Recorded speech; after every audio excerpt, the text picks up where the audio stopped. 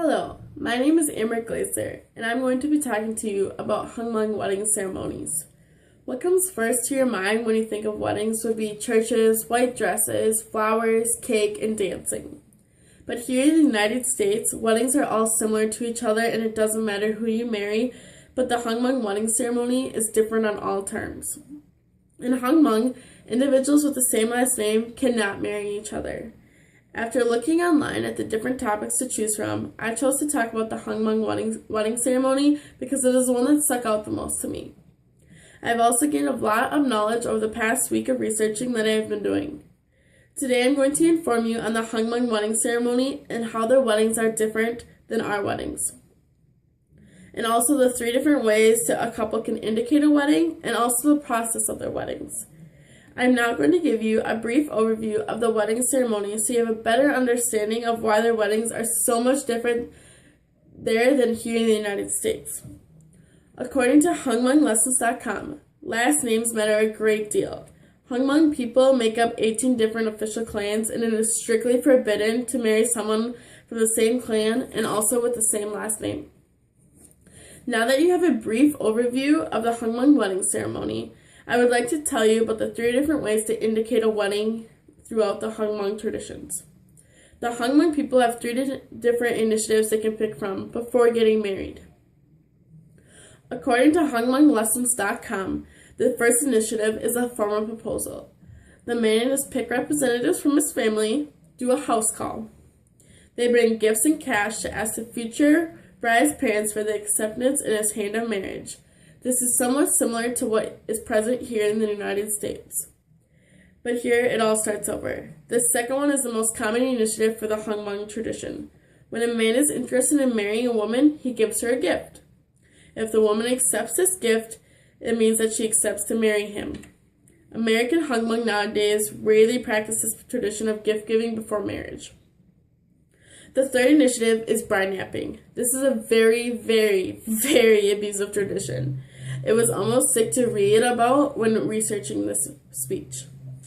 This comes from when a man has zero respect for the lady.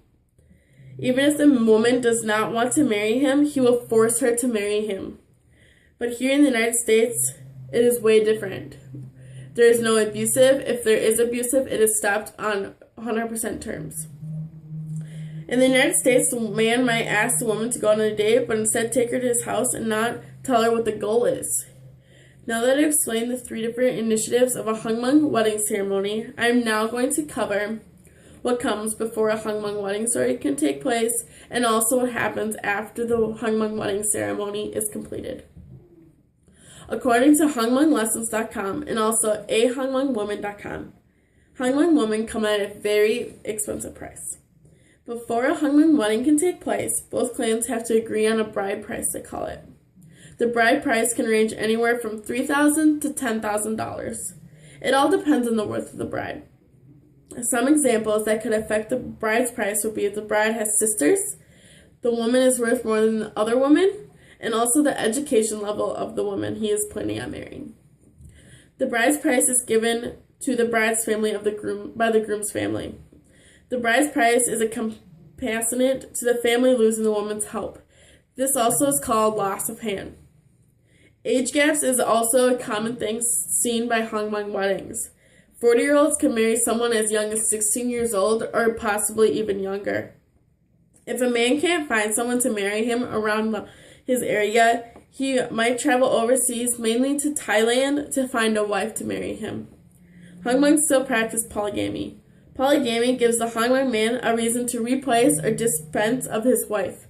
They believe if you are unhappy with your wife, marry another one. If your wife cannot have children, marry a woman who can have children. After the wedding, they have a reception at the groom's family house, which includes a big feast with mostly family just present and a few close friends. Now that you know about the Hmong wedding ceremony, let's start wrapping it up.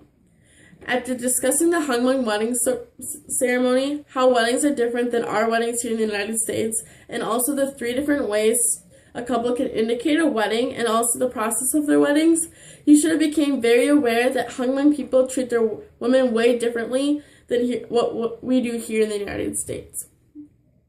Although the Hmong people may believe this is a reasonable way to treat their women here in the United States, we know that is not the case. Perhaps now people may think twice about how different cultures treat each other and how different cultures treat their women. Thank you.